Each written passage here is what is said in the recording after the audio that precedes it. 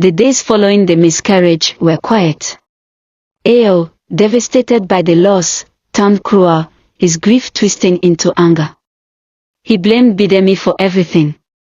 "It's your fault," he screamed at her one evening. "You should have taken care of yourself.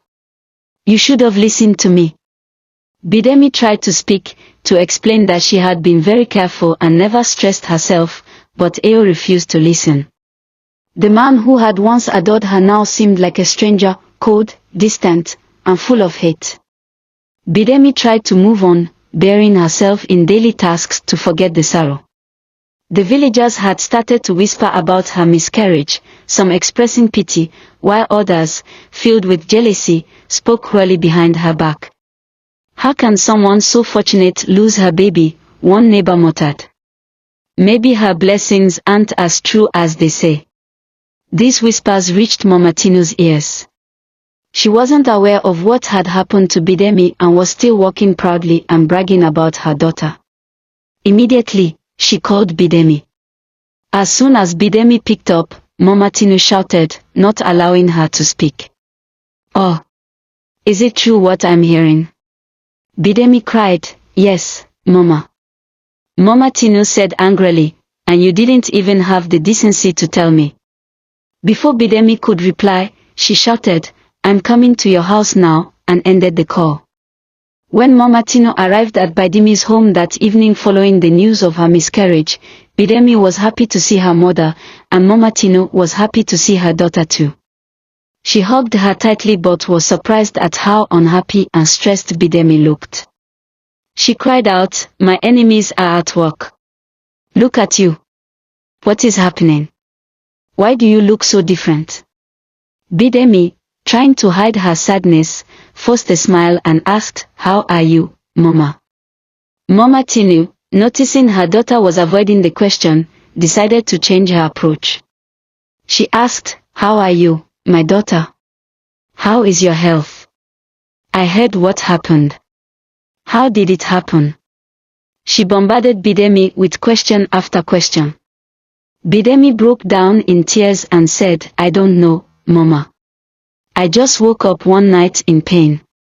That's all." "Why didn't you call me immediately?" Mama Tinu asked. "I wasn't myself then. I was still trying to process the whole situation," Bidemi replied. "So you waited for me to hear it from someone else? Do you know how I looked like a fool in front of my friends?" Mama Tinu scolded. "I'm sorry, Mama," Bidemi said softly. Mama Tinu felt something was strange about the whole thing but decided to not dwell on it.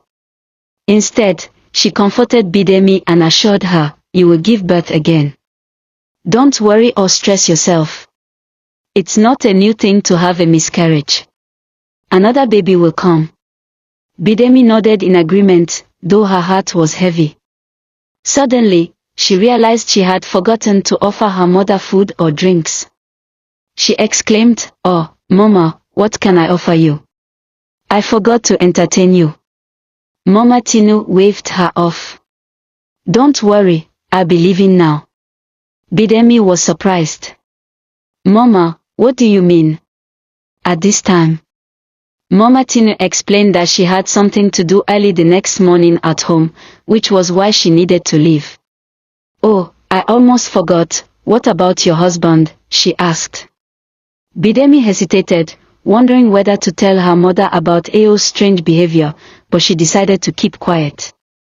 With a forced smile, she replied, "He's fine. He should be back by now. I guess he's just busy."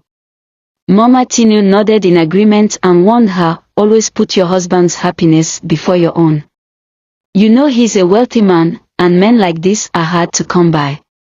Bidemi nodded, though she found it strange that her mother wasn't concerned about her happiness but only about her husband's.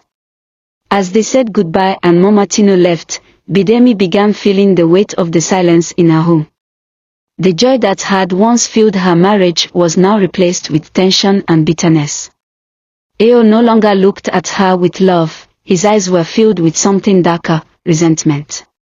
Most days, he refused to even speak to her, and when he did, it was only to insult her.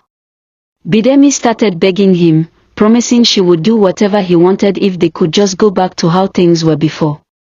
Ao smiled a wicked smile, one that seemed almost controlled by an unknown spiritual force, and replied, "Okay." Life appeared to go back to normal, but Ao did not.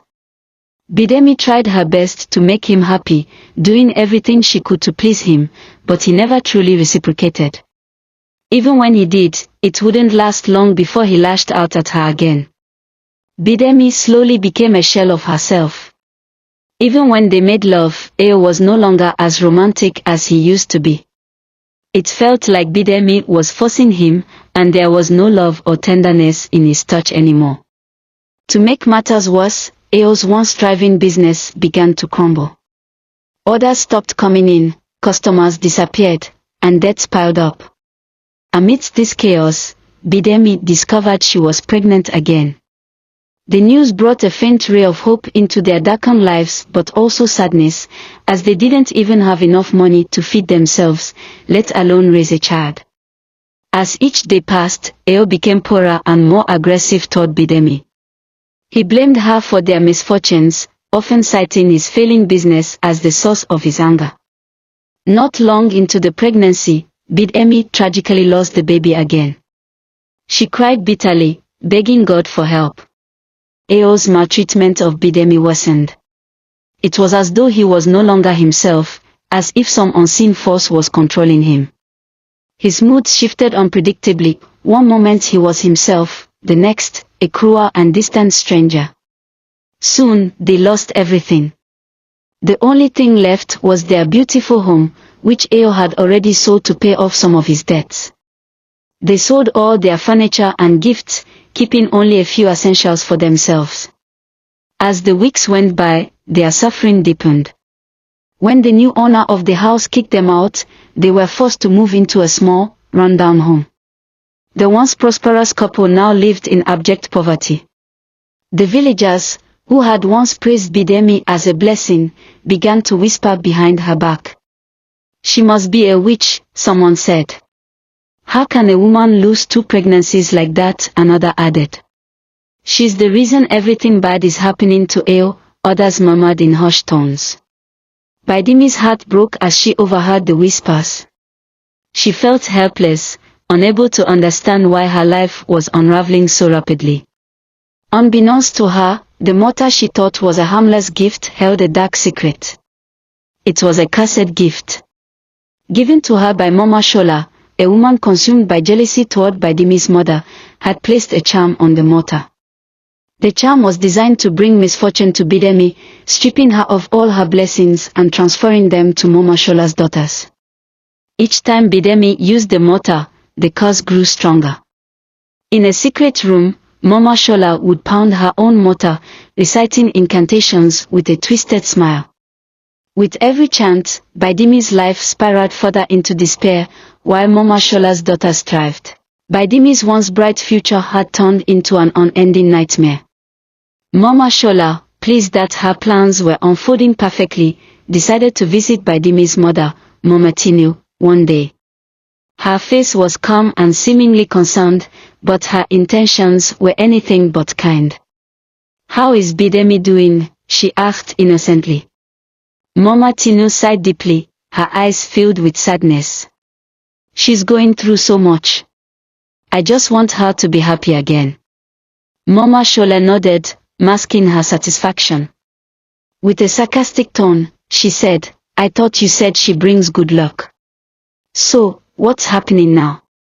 Mama Tinu's face turned red with anger. "Why did you come here pretending to care? You should have just laughed at me instead," she shouted, driving Mama Shola out of her home. Mama Shola left, but she was satisfied with the chaos she had created. Her curse was working just as she had intended, and she felt victorious.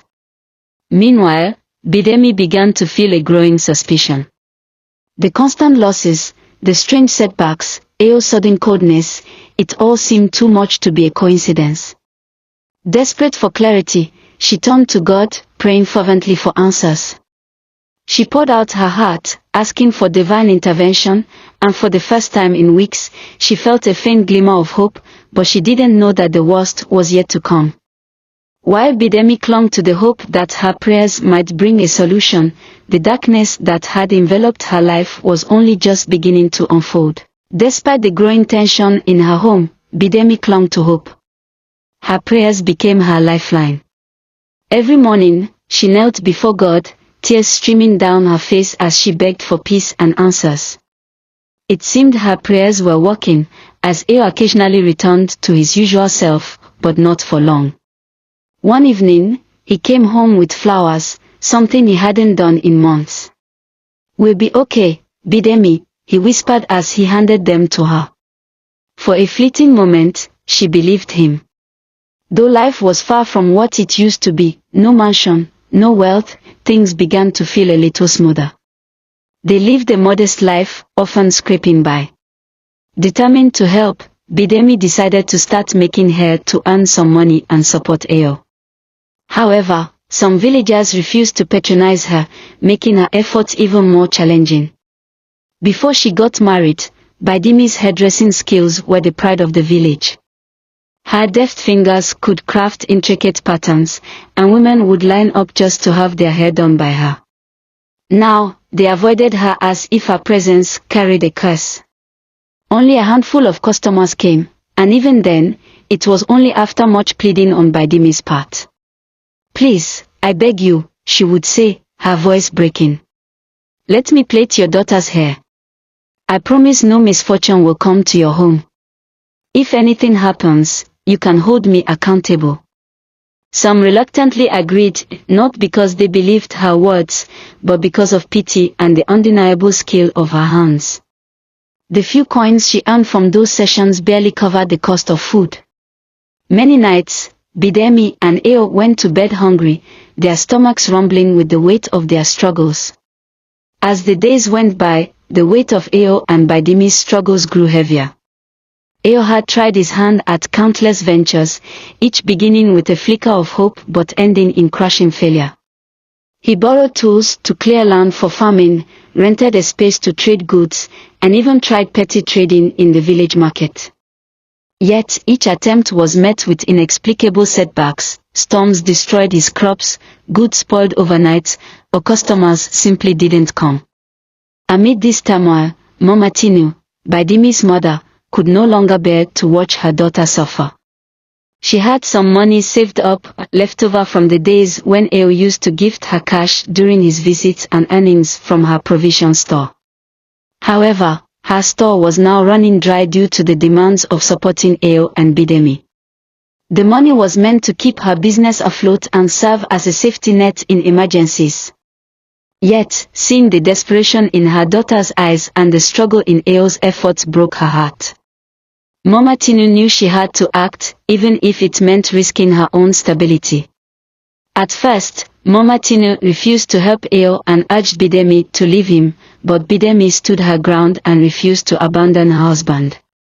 Frustrated, Momatinu stopped visiting or offering them any assistance. However, she couldn't bear the shame and mockery of the villagers who whispered about her daughter's suffering. Reluctantly, she decided to give them another chance.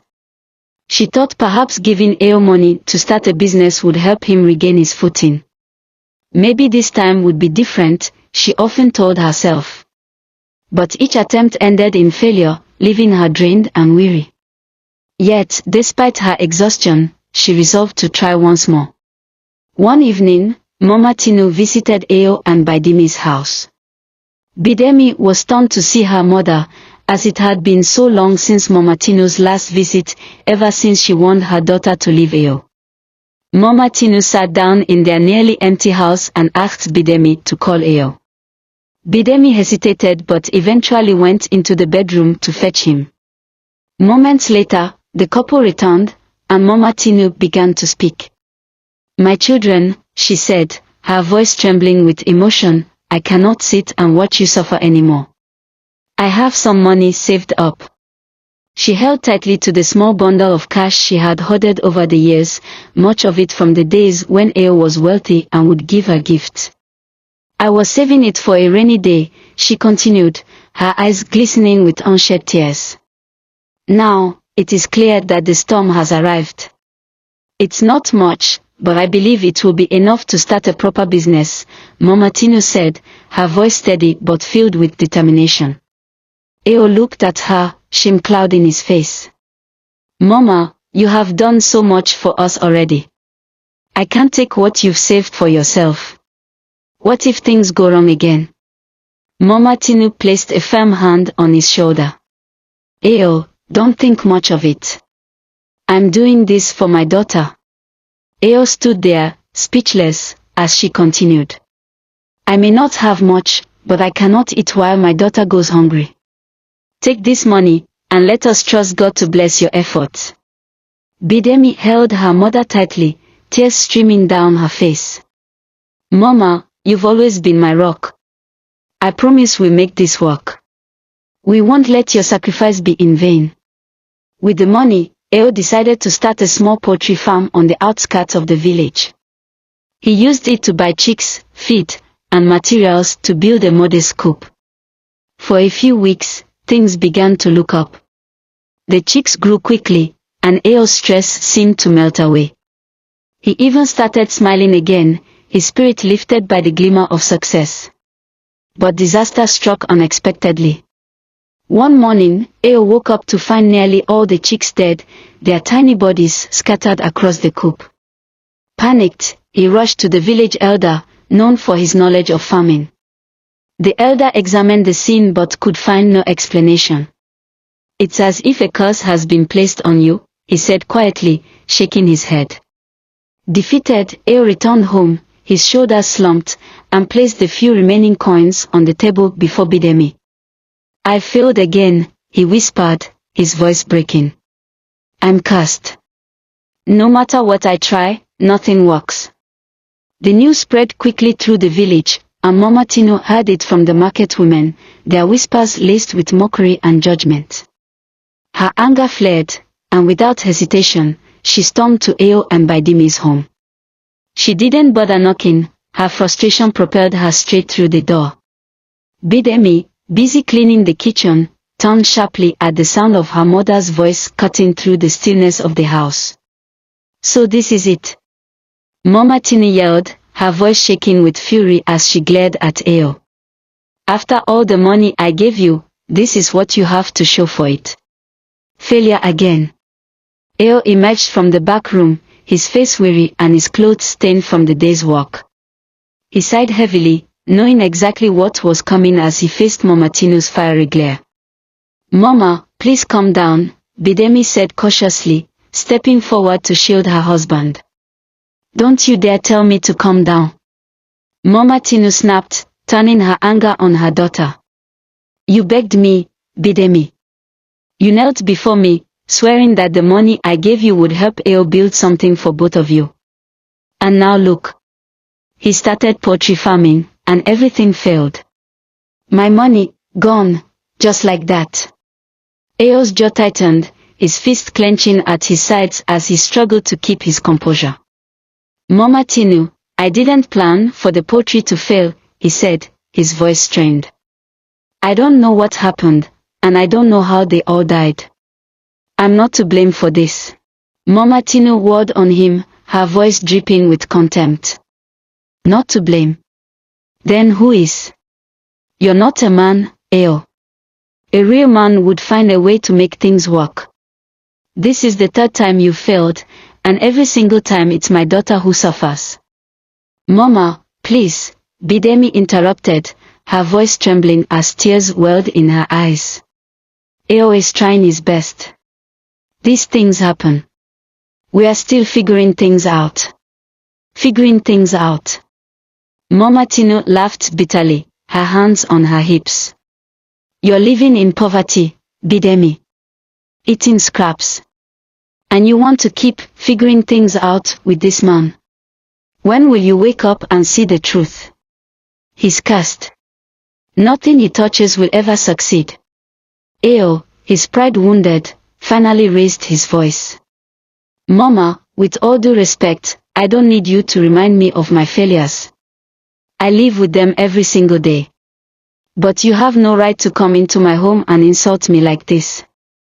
The room fell silent for a moment, the tension so thick it was suffocating.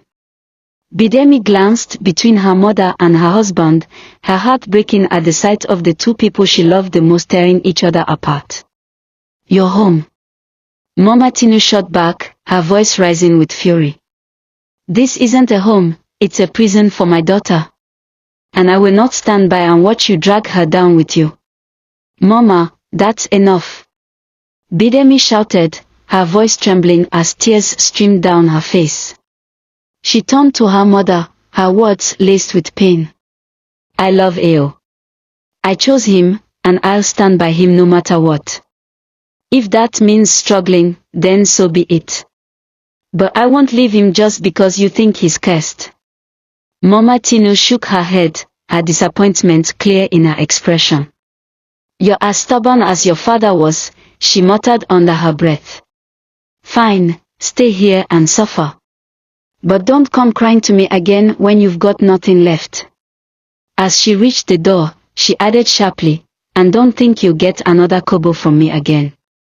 I've given you all I can, and look where it's gotten me, nothing but shame." She slammed the door behind her, leaving an oppressive silence in her wake. Bidemi collapsed to the floor, her sobs echoing through the small house. Ao stood frozen, his hands trembling with frustration, guilt, and an overwhelming sense of failure. He wanted to go to her, to hold her, but the weight of his own emotions pinned him in place. Finally, he whispered, "I'm sorry, Bidemi. For everything." She looked up at him, her face streaked with tears but her resolve unshaken. "Ao, we'll get through this. God is still with us. We just have to keep believing." Ao nodded, though doubt weighed heavily on his heart. As the sun dipped below the horizon, casting the house in shadows, he prayed silently, his thoughts a desperate plea for hope. Somewhere deep inside, he clung to the faint hope that one day, their fortunes would change.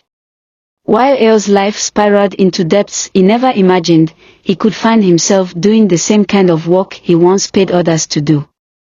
A man who had once been a respected businessman now labored as a bush clearer, cutting down trees and preparing farmland for villagers in exchange for a meager wage.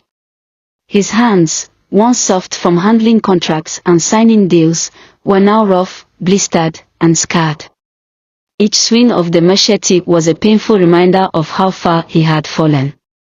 It hurt him even more to look at Bidemi, who sat by their small wooden shack weaving hair for the few villagers who dared to come to her. Their once envied life had become the subject of mockery in the village. Whispers of their downfall followed them everywhere. Not long after, Bidemi discovered she was pregnant again. The news brought mixed emotions, both joy and a deep, gnawing fear. What if this pregnancy ended in heartbreak, like the last one? The thought was unbearable, so she chose to keep the news to herself for a few weeks, waiting to be sure before telling Ao. One evening, Bidemi decided to celebrate the news with a small feast, a rare moment of happiness in their otherwise bleak lives. It had been months since they'd had more than Gary or the fruits they plucked from their compound. Every bit of money they made went to solving one problem or another. But this time, Bidemi was determined to make a proper meal. With the little money she had painstakingly saved, she went to the market, carefully selecting ingredients. When she returned home, she spent hours in the kitchen, slicing, stirring, and seasoning. As she reached for the pestle and mortar to pound some spices, a strange, unshakable feeling washed over her, a sudden unease that sent chills down her spine.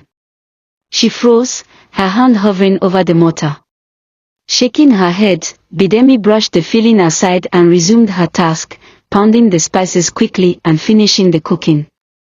The aroma of the meal filled the air, a rare moment of warmth in their cold, quiet lives.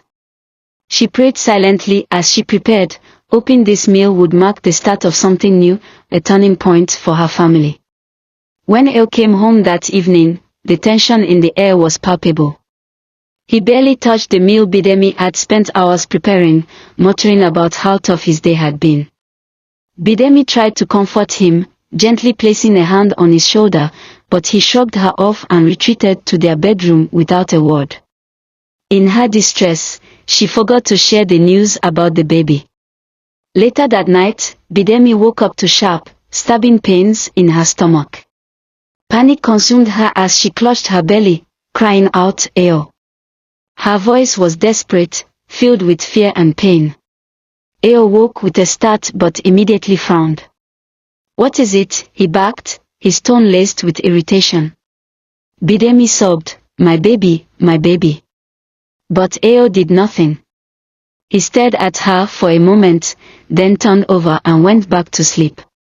Bidemi's heart shattered as she stared at her husband, shocked and betrayed by his indifference. Desperate, she hit him on the shoulder, begging him to help her. Eo sat up, his eyes cold and menacing. "If you ever lay your hands on me again," he warned, his voice low and threatening, "you will feel my wrath." Then, with a sneer, he added, "Barren woman." The words cut through Bidemi like a knife. She retreated, her fear paralyzing her, unsure of what he might do if she pressed him further. Alone in the dark, she bore the excruciating pain, crying silently until dawn. When morning came, Bidemi was certain she had lost the baby, but she kept the grief to herself. She was too afraid and ashamed to tell anyone about her third miscarriage, and she knew the whispers in the village would only worsen if word got out. The pain became her burden to bear alone. Meanwhile, Eo began spending less and less time at home, always claiming he was busy with work. But Bidemi knew the truth, he was avoiding her. Their life was crumbling, and she felt utterly abandoned. In stark contrast, Mama Shola's family became the talk of the village. Her daughters, once scorned and ridiculed, were now thriving. The transformation was astonishing. Rich suitors from faraway towns arrived bearing gifts, eager to win their hands in marriage. The daughters wore expensive clothes and gold jewelry, walking through the village with an air of confidence and pride. "They are so lucky," one villager whispered, watching them pass by. "Mama Shola's daughters are like magnets for wealth. Every man wants to marry them." The comparison stung Mama Tinu deeply. While her daughter's life seemed cursed, while others flourished, and she couldn't help but wonder if Bidemi and Eo's struggles would ever end. The sons of Mama Shola were thriving in ways that only added to the bitterness of Mama Tinu's situation. Successful traders who made trips to the city, they sold goods at a profit, bringing prosperity to the family. Mama Shola, once the subject of ridicule, now basked in the glow of her children's achievements. She would often boast loudly, ensuring that Mama Tinu, Bidemi's mother, could hear her words. "My children are a blessing," Mama Shola would declare with pride. "I thank the gods every day for giving me such hardworking, prosperous children." Meanwhile, the whispers in the village grew louder and more venomous. The villagers spoke in hushed tones, blaming Bidemi for Eo's downfall, accusing her of using witchcraft to destroy his life. One woman muttered, "Eo should have married someone else. She's nothing but bad luck." Jealous men who had once coveted Eo's success were now secretly relieved that they hadn't married Bidemi. Eo's friends turned their backs on him, avoiding him at every turn, while his relatives treated him and Bidemi as if they were strangers. The people he had once helped when he was wealthy now refused to offer him the same kindness, leaving Eo and Bidemi to fend for themselves. Bidemi's mother, hearing the cruel words whispered behind her back, began to question her own actions. "Have I caused this?" she wondered in agony, the weight of guilt pressing down on her. The pride she had once taken in Bidemi's successes now felt like a curse. In her remorse, Mama Tinu began to visit Bidemi more often. She would bring food, and though words often failed them both, she would sit in silence beside her daughter as she wept. The distance that had once existed between them seemed to melt away as Mama Tinu tried to comfort Bidemi in the only way she knew, by being present, even when there were no answers to the pain they shared. Mama Tinu's heart ached as she looked at her daughter, her face etched with worry. The news of Eo's outburst had reached her ears, and she rushed over, desperate to see for herself if Bidemi was truly alright. She found her daughter sitting in their small, dimly lit home, her face weary and eyes hollow. "Bidemi," Mama Tinu said gently, taking her daughter's hands in hers, her voice trembling with emotion. "You can't stay here anymore. Look at you. You're suffering, and Eo is treating you like an animal. Come home with me, my child." Bidemi's gaze remained steady, her determination unshaken. "Mama, I can't leave him," she replied softly, though her voice was filled with pain. "I know Eo isn't himself. Something is wrong, but I believe we can overcome it. I made a vow to him, and I will keep it, no matter what." Mama Tinu sighed deeply, her eyes searching her daughter's face as though looking for the girl she once knew, full of life, full of dreams. "But Bidemi, you're hurting yourself. This man is broke, and he's beating you, insulting you, treating you like a rag. You deserve better than this." Bidemi's heart clenched as she listened to her mother, but she could not be swayed. "Mama, I know it looks bad," she said, her voice cracking. "But I see the man I fell in love with underneath all this anger and pain. I won't give up on him." Her words hung heavy in the air, a silent testament to the love that still tethered her to Eo, despite everything. Mama Tinu could only watch, helpless, as her daughter clung to a hope that seemed to be fading with each passing day. Meanwhile, Mama Shola continued her evil rituals. Each time Bidemi used the mortar, Mama Shola would retreat to her secret room, pounding her evil mortar filled with blood and chanting incantations. She sacrificed each of Bidemi's unborn children to her gods, transferring Bidemi's blessings to her own children. Despite her suffering, Bidemi remained determined to find answers. She visited yet another pastor, a well-known spiritual leader in a nearby town. During the session, he claimed she was under a generational curse and demanded a large sum of money for special prayers. Desperate, Bidemi gave him what little she had, but nothing changed. Days turned into weeks, and Bidemi sank deeper into despair. Eo, though still present physically, was emotionally absent. Bidemi spent her days praying, her nights crying, and her dreams were haunted by her losses. One evening, after yet another fruitless prayer session, Bidemi knelt on the cold floor of her bedroom. "God, I can't do this anymore," she whispered, her voice shaking. "Please, show me the way. Show me what I'm doing wrong."